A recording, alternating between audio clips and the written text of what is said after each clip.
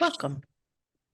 No, but we are super excited. This is kind of the inaugural kickoff of our kind of year of teaching excellence that we hope to go past a year and not just be a year, but have this be a continued conversation.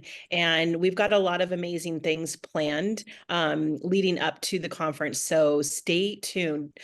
So with now, though, however, I'm going to actually turn it over to Rebecca Newman, who is one of our newest board members on AVTE.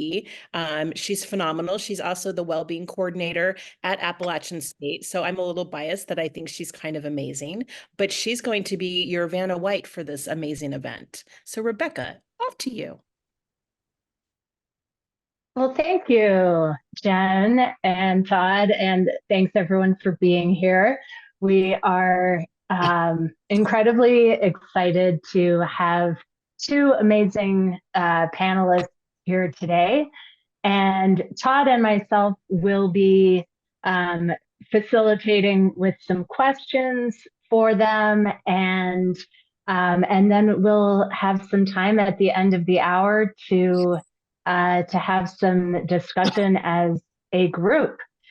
So I wanted to introduce Julie McMahon. Julie is currently an instructor at the Truckee Meadows Community College. And she's been teaching there either part-time or full-time for over 19 years. At the same time, she's worked with the folks at Blue Pearl Veterinary Partners for over 10 years. She's a graduate of Truckee Meadows and the College of Southern Nevada, and most notably for today, she is the 2022 recipient of the Margie Sirwa Veterinary Technician Teacher of the Year Award. So a big welcome to Julie. And our second panelist is Karina Taylor, and she is a professor of veterinary technology at Collin College in Wiley, Texas, and has been educating future LVTs since 2014. Before Collin College, Karina was on the Vet Tech Institute of Houston faculty and was an RVT at the Houston Zoo for over 3 years. Karina is a graduate of the Vet Tech Institute at the Bradford School of Business, along with Texas A&M University, and Karina was the 2023 recipient of the Margie Sirwa Veterinary Technician Teacher of the Year Award. So that is just to give you both a warm welcome and introduction, and I believe now Todd and I get to pester you with some questions. So, thank you, Hester. Geez, thanks. Got to keep it light here, right? Amen. So thank you both for agreeing to do this and helping us kick off this important conversation. I would love to pose to you, and you can feel free to fight over who responds first. But I'd love to just start out by asking you to tell us about your journey towards journey to become a veterinary technician educator. I'll start. My name's Julie, and I started in this profession in the late 80s. I was a kid who grew up next to a hospital, so I didn't really know that this was what my career was going to turn out to be in the veterinary field, and I just started there and stayed there. And then as my career progressed and I became credentialed and worked towards continued growth, I felt like I never wanted to stop learning. And maybe that's part of moving into the educational field, is I always wanted to see what was next. And I was fortunate to work with a veterinarian who, at a point in my career, I actually kind of felt stagnant, and he encouraged me to move towards my VTS in dentistry, and was able to pursue that and complete that in 2008. And my VTS is actually kind of what opened the door for the educational process. I was able to assist my veterinarian in personal hands-on training laboratories and in clinic trainings. And that's kind of where I got my feet wet as far as like public speaking, things like that. And then from there, I was asked to participate in larger events and with the Veterinary Dental Forum and our regional Wild West Vet Conference here in Reno, and ended up being a technician lab coordinator for that program for a long time. And then Truckee Meadows Community College also opened the doors to me for like guest lectures over the years. And it started, of course, with dentistry, and they gave me 2 weeks at the beginning. And as the years went by, they gave me 3, and then they gave me 4. And I was like, yay, team, or go team dentistry, right? And so I just stayed a part of that over the years, and eventually found that as my career progressed, that I loved being in the classroom and I love being with the students. And on the reverse of that, as we age in the practice, we know that there's not a lot of pathways to go if you don't want to be on the floor anymore. And so it was very fortunate that I just had a not straight path, but they always say that about success anyway. It's kind of takes its twists and turns, but where I ended up. So I'm Karina. Hi, everybody. My story is pretty similar as far as being asked to come back to my alma mater. So I was working at the Houston Zoo, and, obviously with so many different species of animals. And so I was asked to just start guest lecturing on what it's like to be a zoo licensed veterinary technician. And then it was, oh, well, can you come lecture on exotics? And then can you come to radiology and do exotics radiology? And then it was branching out to clinics in the Houston area. Can you come, refresh our staff on anesthesia monitoring? And I just found that I loved doing these lectures so much. We were also taking student externs at the zoo. So I was getting to train students there in a hands-on situation, and I just loved it so much. So VTI kept calling, and every couple months it was, do you want to come full-time? Do you want to come full-time? No. And then finally they just tricked me into it one day, and I was there full-time, and I got to do lectures and lab classes, and that's kind of been my niche. I love having the laboratory sections. And then I've been here ever since, and now it's 10 years later, and it went by in a flash. Mm-hmm. Wow. That is amazing and wonderful and whatnot. And it's so neat to hear how it started with just a small piece here and there. And it built up, because I think one of the things, at least my guess is that far more of us are educators than we realize, and have those little parts. But I think Rebecca took the first question because she wanted me to get blamed for the second question, quite frankly. If you were to use a word, what word would y'all use to describe vet tech education today? I guess I have to go first since Julie went first the last time. So we were briefly talking about this before, and there's no one word. All I can come up with is that it's always changing, and you can't be stagnant. You have to keep growing and keep opening your mind to new technology, new scenarios, different types of students, a new generation. So you think that you have something figured out, and then it's probably going to be different the next semester or the upcoming semesters.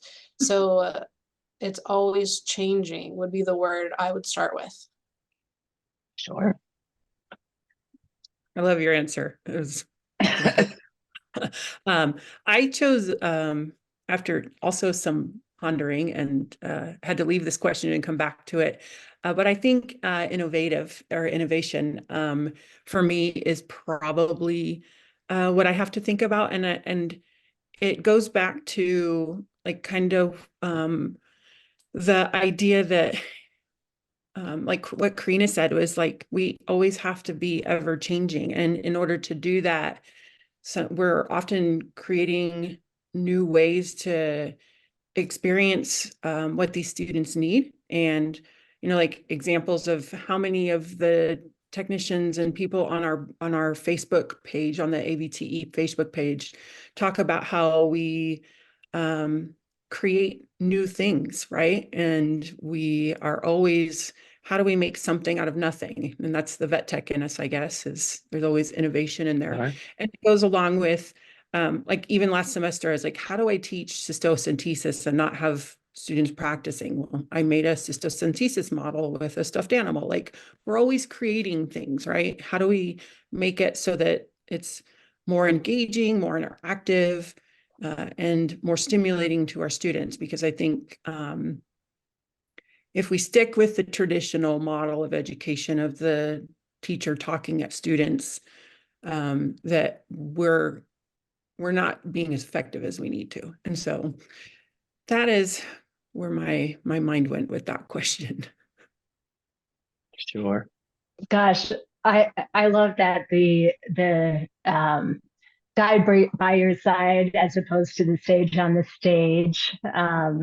Hearing that as part of what is changing in education today, and also just the fact that there is constant change. And I personally, when I was a student, I loved the creativity that I saw in my instructors. But also, in working with students, um, technicians and soon to be technicians are some of the most creative individuals ever seen. It just sounds like you two are two incredibly creative uh, individuals as well. Thank you. You're welcome. I'd love to ask you, you mentioned innovation. I saw that in the chat as well.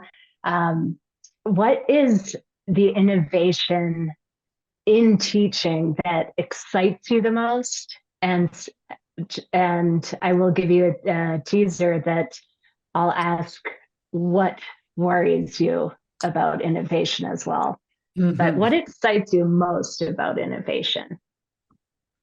Well, I guess if we go into innovation as related to, I think of technology probably, which to me is one of our biggest friends. I think of some of the things that are out there and available to use as resources for students.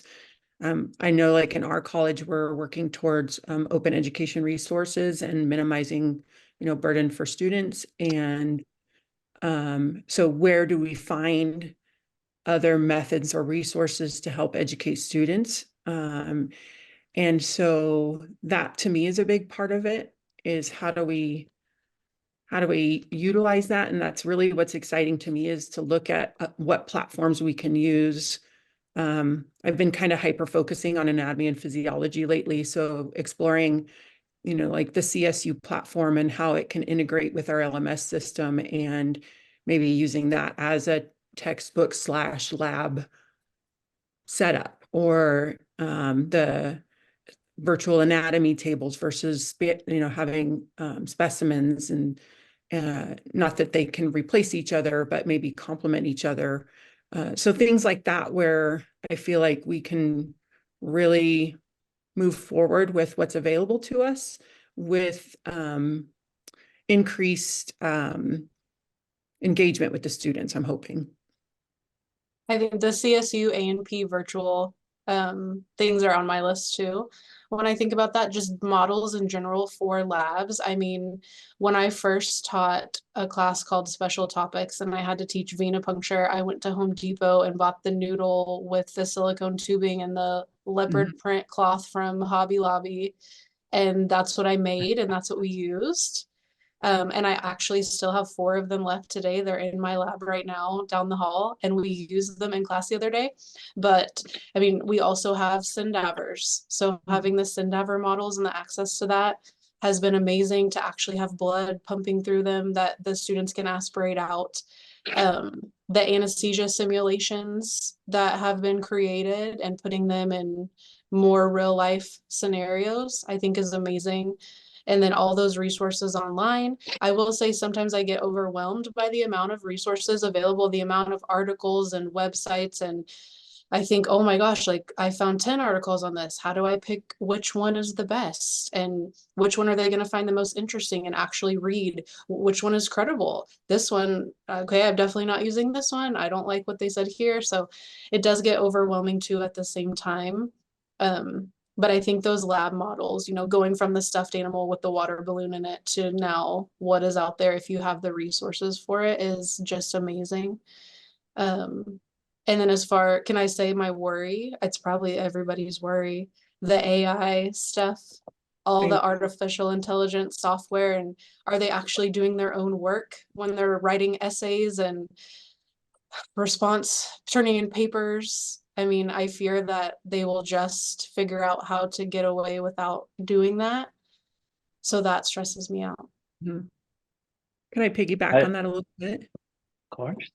Yeah, just to kind of add to the innovative part of that, the anesthesia simulation models and stuff. I actually just, ironically, I don't even know why it didn't come to my brain, but I just participated in an innovation grant to order to be able to purchase an interactive simulation system for our program, and I found out 2 days ago that it was awarded to us. So I'm super excited to try that. And yeah, the technology part of it, yeah, I think it's also our enemy in some way, like the AI, but also just having devices in the classroom and the distraction associated with that. That's like a huge, it's hard to compete with that sometimes, I think is the good way to say it. And so I feel definitely the same concerns in that. So Karina, I'm going off script because you tossed me a softball. You mentioned the managing all the different sources and controlling the overwhelm and all of that. How do you do it? What's your secret? Late nights and wine? Can I say that? You can say wine all you want, sure. I think I tend to stick with my trusted resources. Like in clinical pathology right now, eClinPath, and we have IDEX equipment, so the IDEX Learning Center, that's what I stick with. And then every now and then I'll find something else and I'll branch out, maybe some clinicians brief here or there. And then I try to maybe I'll add one new resource each semester. But I definitely have my favorites. I've been looking for more videos, and there seems to be a lot of videos out there. We have subscriptions to On the Floor at Dove, but I think with times changing, some of those videos are getting really outdated. And I'll click on a video and they're not wearing gloves, and then there's a needle cap in their mouth, and they may say something that's just a little bit not what we do anymore. So I think just time, and also just being okay with saying, I just gave them 2 references on this topic and that's enough. They didn't have any reference before. Now they have a textbook, an article, and some pictures from eClinPath, and that is enough. Yeah, I have to agree with you there. I unfortunately had a little bit of trial and error with this because I was in that same position of like, oh my God, there's so much great stuff out here. And then I found out that fortunately my students, I really encourage them to give me feedback and criticism. And one of the things that I learned, this was 2 semesters ago, is they told me that I overwhelmed them with too much information and I had to dial it back. So I'm a little too eager in that sense. So then let's go to what I was supposed to ask, according to my sheet here. But it's a worthy turn. We're talking about teaching and whatnot, but let's get to the heart of it, the students we all serve. How do y'all feel we're doing taking care of students? And care of is not just knowledge, it's a holistic taking care of. And you dare say give it a grade. Teachers can't go forever without grading something. How would you grade the vet tech education community and its ability to take care of our students? I can only, reflect from my own program and my own situation, just because, I don't have a lot of diversity and exposure to other campuses, but I gave us a B. I feel like we're doing pretty good, but there's always room for improvement. And I feel academically we're supporting them quite well, but where I feel like our program has been more successful in, student retention and student success and getting them into the community, is that when they come into our program and become part of what we call our family, they are our family, and we will be there to support them through every challenge, whether that be academic or personal or whatever it is they need. Sometimes it's they need to come in and be like, yesterday I had the worst day at work, and they don't need you to solve it. They just need to be able to share that maybe they had a heart-wrenching case that really challenged them or made them feel like questioning what they were going to do. And I think the beauty in being in, practice for long years is that we've probably experienced a lot of the things that they're going through, and being able to help them relate to of like, it's okay, like if you made a mistake, or, like the idea of potentially maybe they lost a patient and they're really taking it hard, and how do they recover from that and learn that they can be on the other side of it, to me is really big. So I maybe even take it too far in the sense of that I have been called the campus mom. But it's just who I am by nature. Like I'm kind of just that person for them. So beyond beyond the classroom, I think that's honestly where a lot of it's coming from. I was going to start the same way too and say I feel like I can only speak for my program, and I was going to give myself an A, like our program an A. I feel like we do an incredibly good job, and I feel like I have connections with all of my students. I hope they feel the same way too. I mean, we do have small class sizes, like I have 14 students, for example, in my class right now. But we are very inviting. Everyone on our staff, like we make sure, I feel like, to hire the right people that are inviting. We're open to the students. If my class personally ends at 3:50, in my head it ends at 4, because I want to be the last to leave. There's usually a student that kind of lingers around and wants to tell me about that terrible case or their job or something that happened to them at their co-op. Our program offers a mentor program for our students. So each student gets assigned a mentor. So it's a faculty or staff within the vet tech program.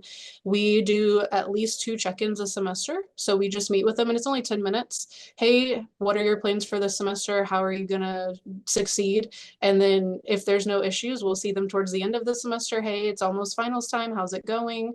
I haven't heard from you. Obviously I have some in class, so I can check on them more frequently too, but they know that that person can be available for them whenever they need to be. We also have a workforce career coach that is there to talk to them about specifically career issues.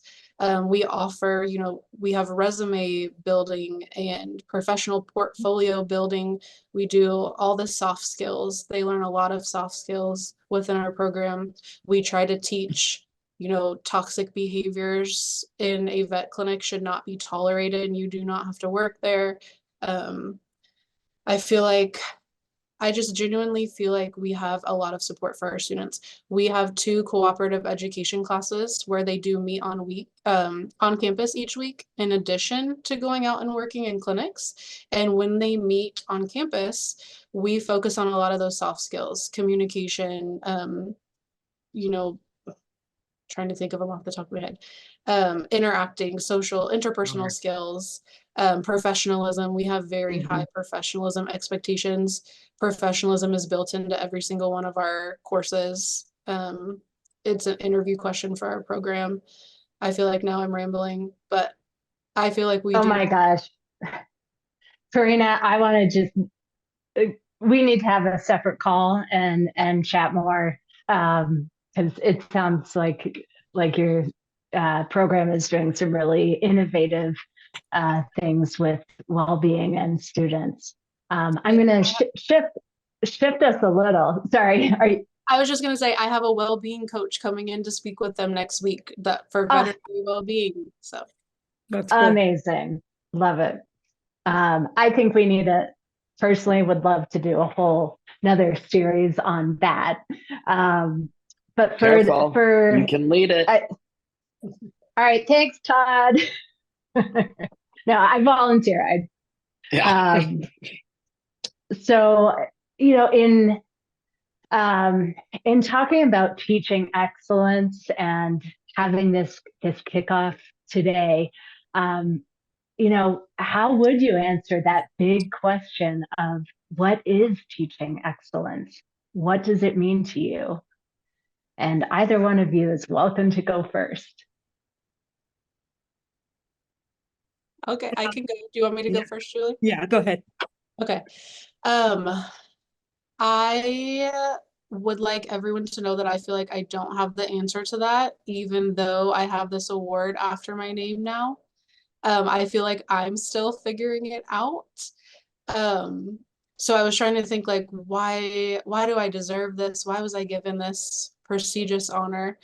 And I think it all comes down to caring about student success, like before my own. Like I will lose sleep over, some would say you're not supposed to care more than the students, right? Um, and I try hard not to do that, but I will lose sleep over them if they're not successful, if they're really worried about something that they have coming up. Um, so I think as long as you're passionate as well, if you're passionate and you believe in what you're teaching, and you care that every single one of your students is successful, I just don't know how you can go wrong. If you ask my students like if they had to be me for a second or something, what would I say the most? I always say we're going to change the world together. And that's just kind of our common phrase. And if they tell me, oh, went to this clinic and I saw someone do something unsafe, you would have not liked it. And I say, well, that's why we're changing the world together. Um, so every day when I go to class, I mean, I think I can picture them sitting down to take their VT&E, and I'm like, there's going to be a question on transfusion medicine on your VT&E, and that's what we're talking about today. And I need to make sure you can answer that question. Or I think you're going to go out to your specialty practice for your second co-op and you're going to get asked to spike a blood bag. And I want you to feel confident in knowing you can do that.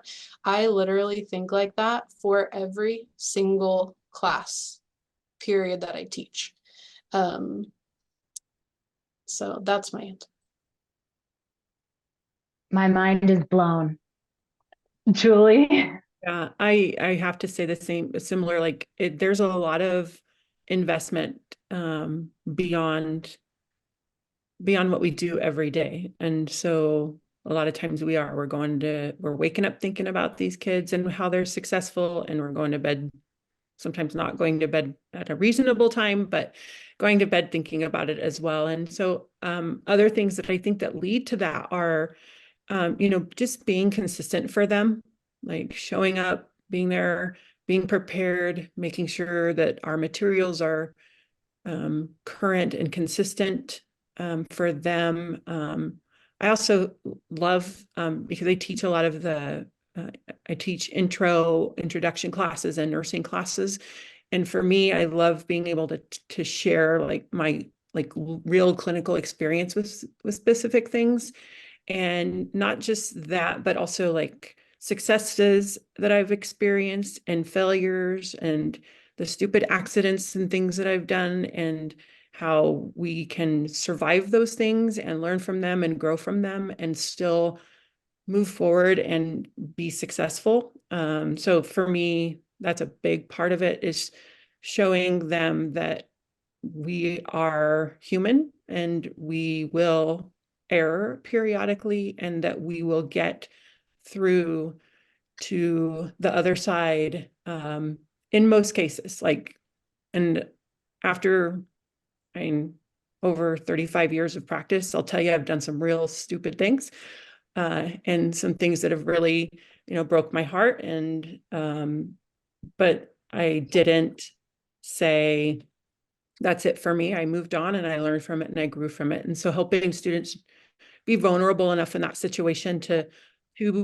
have those moments and be vulnerable to them, I think is important as well. So, and then the other part is for me would be just encouragement of discussion and allowing them to ask questions and allowing, because almost every day I find that I'm learning something from them that maybe they're experiencing. I think notice that too, like I not being in clinic, but in the academic situation, I may not be experiencing some of the new changes in practice that, and so the other day we were just talking about vaccines and how now there's different variations in certain rabies vaccines and all the biologic medications that are out that are used for vaccines. Like I have book knowledge of them, but no clinical experience. And so having them literally, I'm like, I'm this many years and I learned this today kind of a thing, and they're teaching me on the same level. So those are some of the things that I think make,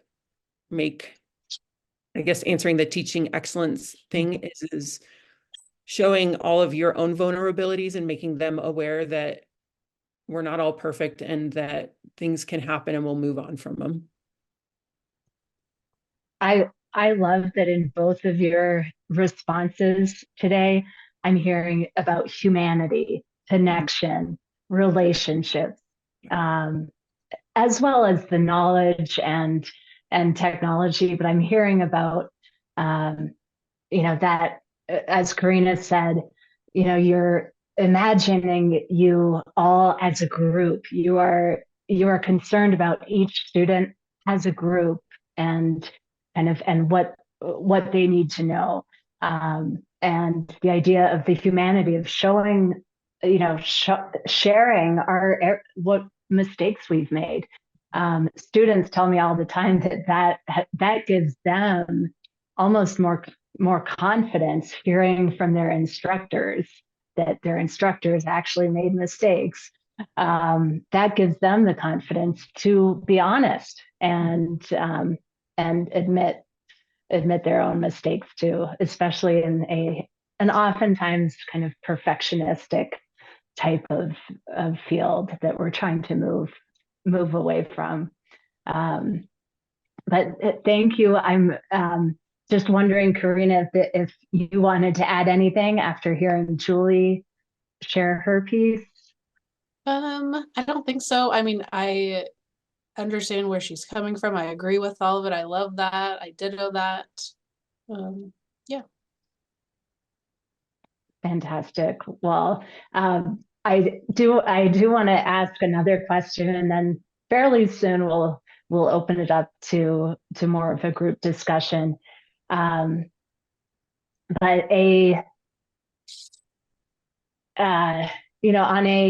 I think on a bigger level, how can we all come together on a question like, what is teaching excellence, and really delve into it together? What could that look like? I would say from, like if we look at the big picture, that a lot of the education that goes into our students doesn't end in the classroom, and it doesn't end when they take the VTE. And so on a bigger level, like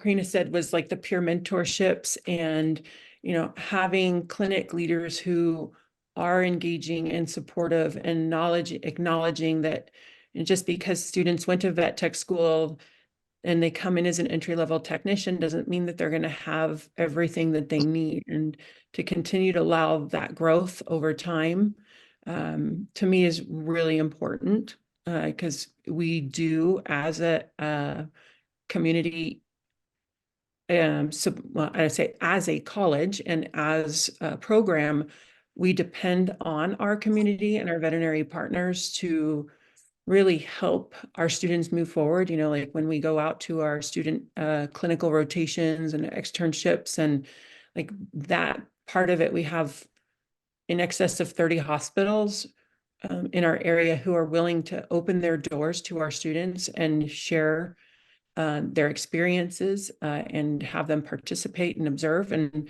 that to me is, it goes, of course, away from us as who are trying to bring them into the community, but it takes everybody. What do they say? It takes a village to bring these students to where they are. And I can 100% say that in our community, we've had that. I would think, I would love to hear from, everyone else out there in a forum like this that's been doing this for longer than me. Like, it's been nice to talk with Julie and learn things from her. And I mean, I've been doing this 10 years. I know there's other people that are 15, 20, 25 years. I would love to hear what they're doing. Um, I would love for there to be some sort of formal academy of technician educators where you could work really hard to join that academy. And then, because nobody teaches us how to teach. Like, you don't, it's one of the craziest things to me is when I got that first job at VTI as a veterinary technician educator, I did not know how to teach formally. Nobody taught me that. Like literally nobody taught me that. I'm still learning so much of pedagogy and how to be better on that aspect. So some sort of, consistent standard across the board formal education because that would just help us know how to teach in this formal academic setting. I would sign up for those classes, and I've been doing it 10 years.